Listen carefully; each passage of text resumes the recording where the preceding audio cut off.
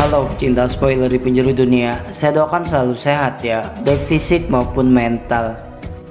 San Anna merupakan nama sebuah desa kecil yang terletak di wilayah Tuscany, Italia. Pada masa Perang Dunia II, desa tersebut menyimpan cerita kelam saat terjadinya pembantaian paling keji terhadap warga sipil ketika Nazi masih berjaya. Kisah tersebut tertuang dalam film berjudul Miracle at San Anna yang dirilis pada tahun 2008. Di mana 4 dari ratusan prajurit kulit hitam Amerika harus terjebak di wilayah yang dikuasai Jerman.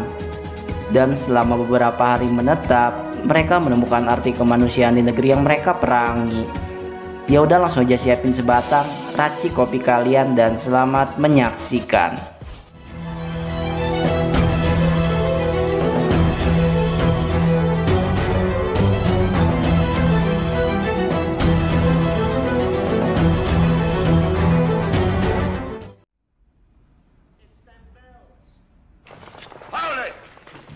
Berlatar di tahun 1983, jauh sebelum minyak goreng mahal seperti sekarang, adegan dibuka di kantor pos yang berada di kota New York, di mana tepat ketika seorang pengunjung mengantri, salah satu pegawai tiba-tiba langsung menembaknya.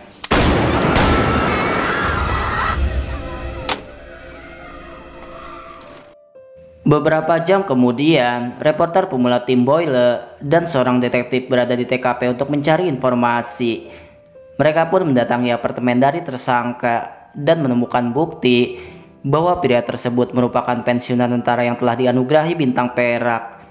Tak hanya itu, polisi juga membawa sebuah benda berharga yang mereka temukan di lemari, yakni kepala patung Primavera yang berumur lebih dari 450 tahun. Patung itu hilang sejak Nazi membom jembatan pada tahun 1944, atau berarti sekitar 39 tahun silam. God. This is a gold mine.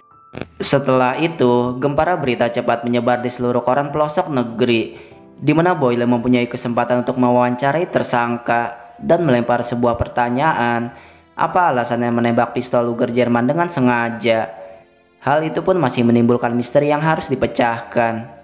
So why you stick a German Luger in a guy?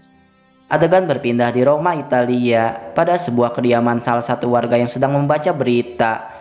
Namun karena pria itu mengalami ketempelan, koran tersebut terlempar jatuh di hadapan seseorang. Bukannya marah ataupun kesal, pria yang terlanjur membaca sebaris berita pembunuhan di New York justru terlihat terkejut dan tidak menyangkanya. Kisah pun mundur pada tahun 1944 di Sungai Serchio, Italia, di mana divisi infanteri ke-92 berisi sekelompok tentara kulit hitam Amerika yang ditugaskan di belakang garis musuh. Pasukan yang tidak bisa disebut seluruhnya terdiri dari sersan utama yang bernama Stem, seorang operator radio yang bernama Hector, lalu Bishop si tengil yang memiliki gigi emas, dan terakhir prajurit berbadan besar yang bernama Train, di mana ia membawa hasil penemuannya, yakni kepala patung yang dipercaya akan memberikan sebuah keberuntungan. Good luck, John. Give me straight. Kill me now. Kill me. Di tengah perjalanan, mereka dikejutkan saat mobil Jerman muncul dan memutar sebuah rekaman suara bahwa mereka tak pernah dianggap bagian dari negara lantaran warna kulit mereka yang selalu dianggap rendah. Suara itu pun terus berputar dan semakin menggoyahkan mental pasukan Amerika. Namun meski demikian, mereka tetap berusaha untuk melakukan pergerakan. Hingga tiba-tiba, Show 'em who we are, Train. Think of you. Think about the sacrifice you're making. Have hot food, fried chicken, and you can have all you want. Muzzle that shit. tembakan tersebut membuat kedua pasukan langsung terlibat kontak senjata. Mereka pun segera mencari tempat perlindungan dan mencoba keluar secepat mungkin dari area sungai.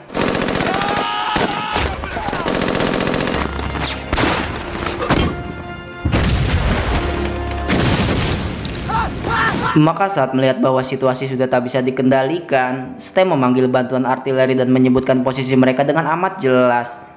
Namun yang terjadi selanjutnya, Kapten Knox selaku pimpinan kompi merespon sangat lama dan menyebutkan titik koordinat yang salah. Radio! Fire!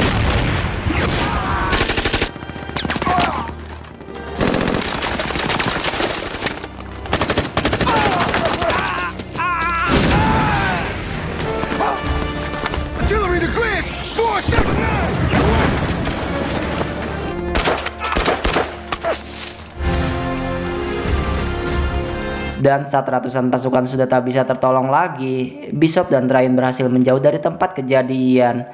Mereka pun terpaksa kembali melanjutkan perjalanan, diiringi gempuran dari pasukan Jerman yang belum juga usai. Move, sniper bait, go! Hingga saat memasuki sebuah gubuk, Thrain menemukan seorang anak kecil bernama Angelo yang sudah tertimpa reruntuhan. Entah apa yang dia lakukan sebelumnya, namun anak itu pun berhasil ia selamatkan. Bahkan setelah melakukannya, Thrain seolah menjadi tak kasat mata hingga berhasil membunuh seorang pasukan Jerman. Maka meskipun tahu jalan yang ia tempuh pasti akan sulit, Thrain memutuskan untuk membawa Angelo lantaran merasa telah memiliki ikatan. Namun tiba-tiba serangan kembali jatuh dan menimpa mereka berdua. Melihat bahwa Thrain tak mungkin selamat, Bishop yang berada di luar memutuskan pergi tanpa mengeceknya lebih dulu. Hingga saat di perjalanan, ia bertemu dengan Stem dan Hector, dua anggota lain yang masih hidup selain dirinya. Singkat waktu, saat semakin jauh dari area sungai, mereka justru bertemu dengan Thrain yang ternyata masih selamat. Saat itulah mereka memutuskan untuk ikut kemanapun Thrain pergi, lantaran merasa bahwa ia merupakan satu-satunya orang yang paling beruntung. Hingga saat mereka berempat kembali berkumpul, Thrain bersikeras ingin merawat Angelo, meskipun seringkali ia melihatnya berbicara sendirian. Keputusan itu pun pada akhirnya disepakati bersama, hingga mereka pun memilih menetap di sana sampai malam nanti. This boy ain't done nothing to you. We hold here till night. Me and Bishop will take first. Di sisi lain, Kolonel Jack menemui seorang jenderal dan membahas penyerangan sebelumnya yang mengakibatkan sedikitnya 3.000 pasukan kulit hitam tewas. Mereka juga mendapatkan informasi dari Inggris bahwa 4 orang dari divisi 92 terpantau berhasil menyeberangi sungai, di mana ia juga diberikan perintah untuk menangkap seorang prajurit Jerman yang masih hidup. Beberapa waktu setelahnya, adegan berpindah memperlihatkan kondisi desa di Tuscany, Italia, saat Jerman baru saja pergi membawa hasil ternak penduduknya. Salah satu keluarga pun memilih untuk bersikap netral agar tidak diusik dan dijamin keamanannya. Keluarga itu terdiri dari sang ayah yang bernama Ludo, istrinya Lina, dan seorang putri yang bernama Renata.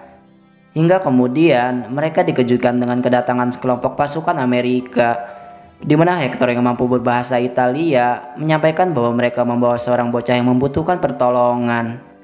Maka keluarga itu pun menerima dengan tangan terbuka dan mengizinkan mereka menetap hanya sementara waktu, di mana Renata memberitahu bahwa sulit menemukan jalan keluar lantaran Jerman telah mengepung setiap tempat. Ada pula satu-satunya jalan, namun hal itu sulit lantaran mereka harus melewati sebuah gunung yang disebut Sleeping Man. The mountain of the sleeping man. Sleeping man. Dice che un giorno si sveglierà. Keesokan harinya, seorang kapten dari divisi infanteri pasukan SS Jerman diperintah untuk mencari partisan Italia yang belum juga ditemukan. Ia juga harus mencari seorang prajurit Jerman yang desersi 2 minggu lalu dan masih dalam pencarian hingga kini. Di mana untuk setiap pasukan Jerman yang tewas, mereka harus membunuh setidaknya 10 warga sipil Italia. Bahkan meskipun bertentangan dengan hatinya, ia harus tetap melakukannya atas perintah dari atasan. Erstatten Sie umgehend Bericht. Wird auch nicht schlimmer sein als das, was jeder andere in diesem Krieg getan hat. Sementara itu, para partisan yang terdiri dari beberapa orang diketuai oleh seorang bernama Pepi dan Rodolfo. Mereka dibentuk untuk melakukan aktivitas pemberontakan dalam menentang kekuatan Jerman di Italia. Mereka pun berniat ingin memberitahu pasukan Amerika bahwa Jerman akan tiba dalam waktu yang dekat. Di sisi lain, Hector mencoba menghubungi markas untuk memberitahu posisi mereka di wilayah musuh. Namun setelah percobaan kesekian, tak ada satupun radio yang berhasil terhubung. Begitupun Thrain yang kini berperan menjadi figur ayah baru bagi Angelo. Ia telaten merawatnya di saat semua orang tak ada yang mampu berbicara dengannya. Hingga saat malam kembali bergulir, Hector masih mencoba membetulkan radionya agar bisa menangkap sinyal. Pada awalnya ia sulit mempercayai Thrain bahwa Angelo merupakan anak yang ajaib.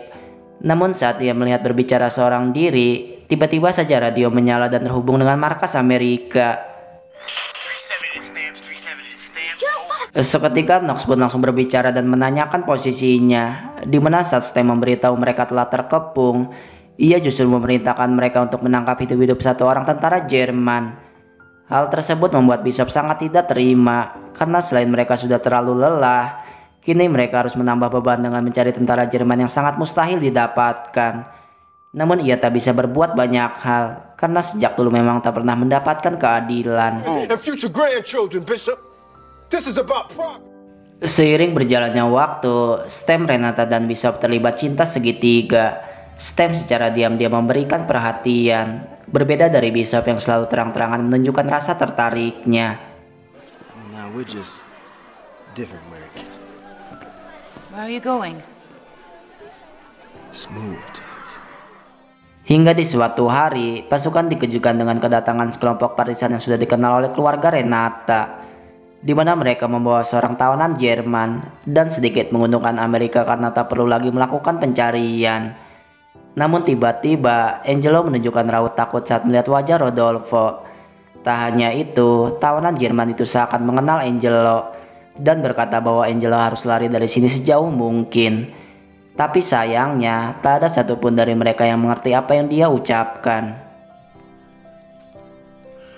Maka dari itu, Stem mengambil langkah untuk menghubungi markas bahwa mereka sudah mendapatkan seorang tawanan.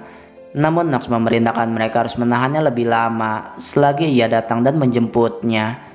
Selepas itu, Hector curiga atas reaksi Angelo sebelumnya. Ia pun menanyakan dari mana asal dan latar belakang keluarganya, di mana Angelo memberitahu bahwa ia berasal dari San Anna dan keluarganya telah tiada. Ia juga tidak takut dengan tawanan Jerman, melainkan takut dengan satu orang lain yang terlibat penembakan di gereja. Oh, hey, leave him be. Maka dari itu, ia memberitahu Stem perihal informasi janggal yang diucapkan oleh Angelo. Namun Stem tidak mempercayainya dan cenderung menduga bahwa anak itu melantur akibat benturan yang menimpanya. Pernyataan itu juga diperkuat oleh Renata bahwa seluruh partisan merupakan orang yang sangat ia kenal baik. Di mana kemudian Stem meminta Rodolfo untuk mengecek situasi dari atas pegunungan. So, something about his eyes I just don't.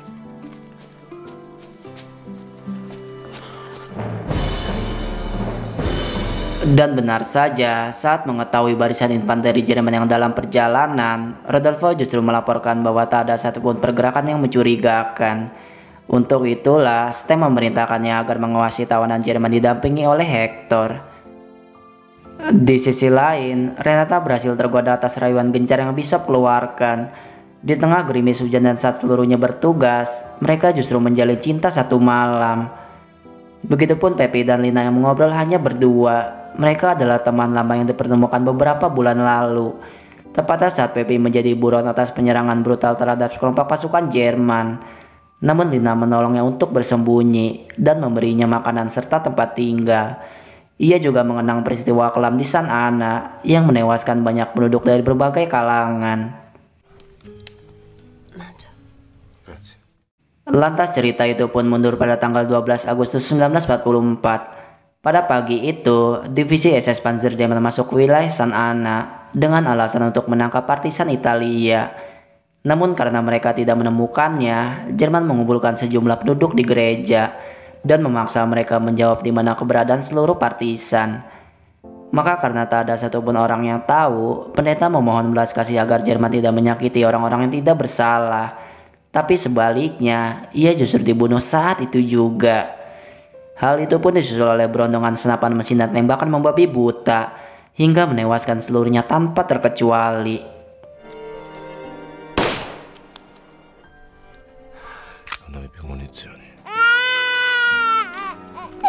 Yang lebih mengejutkan lagi, Rodolfo berada di sana menyaksikan pembantaian yang menewaskan penduduk setempat. Atau dengan kata lain, dia merupakan bagian dari partisan yang berkhianat tanpa diketahui oleh rekannya. Maka saat itulah seorang prajurit Jerman nekat desersi dan membawa dua bocah untuk menyelamatkan dirinya. Namun naas, salah satu tewas dan Angelo lah yang berhasil selamat.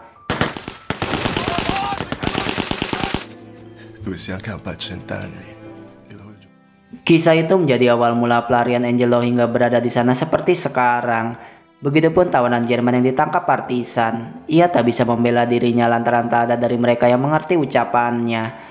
Hingga saat Rodolfo memiliki kesempatan, ia langsung membunuh prajurit Jerman dan melarikan dirinya. I don't understand. Berselang dari itu, ia menemui Pepi dan mengaku bahwa telah diusir oleh pasukan Amerika.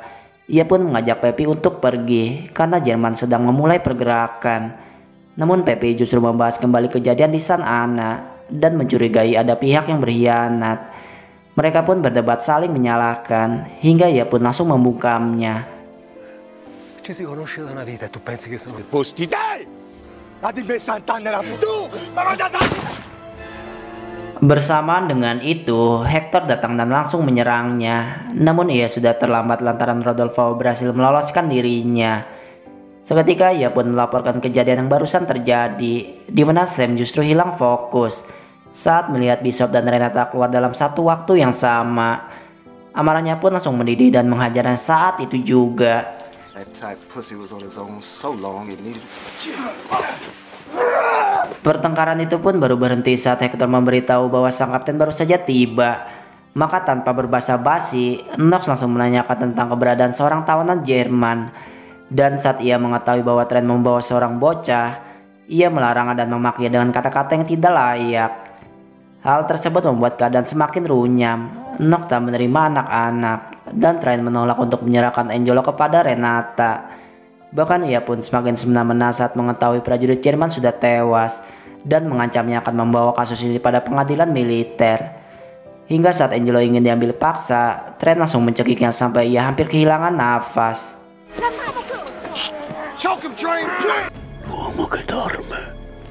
Keputusan pun pada akhirnya diambil bahwa mereka akan berpisah dan mengambil jalan masing-masing. Dimana saat jeep itu beranjak, tiba-tiba saja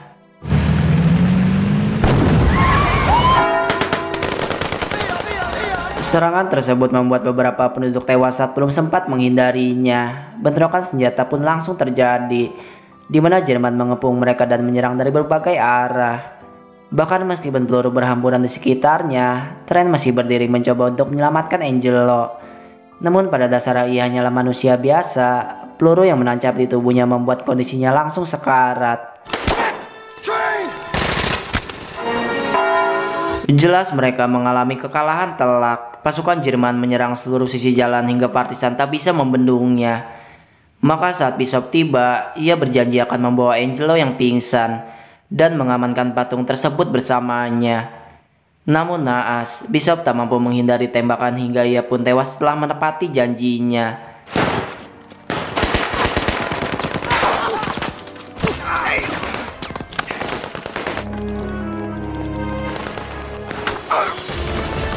Kini hanya tersisa Stem dan Hector. Mereka terus menyerang ketika Jerman terus maju dan berniat mengurung desa ini. Bahkan Stem tak mampu menghentikannya saat seluruh penduduk tidak bersalah ikut dibantai dengan keji. Saat itulah Stem membantu Renata dan ayahnya untuk mencari tempat yang aman. Namun pelarian tersebut berujung jalan buntu lantaran Jerman menghadang dan membunuhnya tepat di hadapannya. Belum cukup dari itu, hantaman peluru bertubi-tubi ikut bersarang di tubuhnya dan menewaskannya. Mengetahui hal itu, Hector membalas serangan hingga beberapa pasukan Jerman berhasil tumbang. Namun setelahnya, ia ikut tertembak dan jatuh tak berdaya. Sementara itu, Angelo yang hanya mengalami luka kecil, pada akhirnya kembali sadar dari pingsannya. Dalam bayangannya, diperlihatkan orang yang selama ini selalu ia ajak bicara, yakni temannya yang sebelumnya telah tewas. Ia pun menatap mayat Trent untuk terakhir kalinya dan menyerahkan kepala patung pada Hector yang beruntungnya masih hidup. Maka sebagai bentuk doa, Hector memberinya kalung rosario dan memintanya berlari sejauh mungkin. Hingga saat pasukan Jerman menodongnya, ia pasrah jika hidupnya berakhir untuk menyusul teman-temannya. Namun tiba-tiba, Kapten Jerman menghentikannya dan memberi pistol untuk menjaga dirinya. Defend yourself. Berselang dari itu, kompi yang dipimpin Kolonel Jack tiba memberikan pertolongan kepadanya. 3 rekan yang tewas pun ikut dievakuasi dan dipastikan bahwa ia akan mendapatkan medali penghargaan. Well done, Corporal. Just earned yourself a Purple Heart. Adegan berpindah pada masa kini, tepatnya di tahun 1984, di mana Hector menjadi terdakwa dalam proses pengadilan. dan terancam hukuman 25 tahun atas pembunuhan Rodolfo menggunakan pistol Luger Jerman. Ia pun dibela oleh seorang pengacara kuat yang bertindak atas nama orang kaya yang tak dikenal. Bro, Mr. Negron, who's the sleeping man? Setelah itu, ia dibawa ke Bahama dan bertemu dengan teman lamanya. Bukan ketiga teman sejatinya yang sudah tewas, melainkan kepala Primavera dan Angelo yang menjadi pemilik barunya. You're not the last. It is I. Angelo.